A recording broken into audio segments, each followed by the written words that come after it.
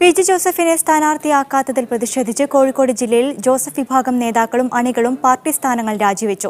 Joseph വിഭാഗം നേതാവായിരുന്ന Kerala Congress M Kozhikode ജില്ലാ ജനറൽ സെക്രട്ടറി PM ജോർജാണ് രാജിവെച്ചത്.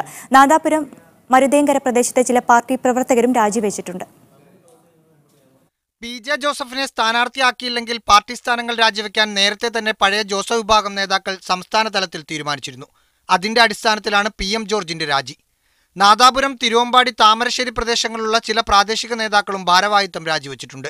KM മാണിയും മകനും എന്നത് മാത്രമാണ് കേരള കോൺഗ്രസ് എന്ന രീതി പാർട്ടിയിൽ ഉണ്ടായെന്ന് PM ജോർജ് ആരോപിക്കുന്നു.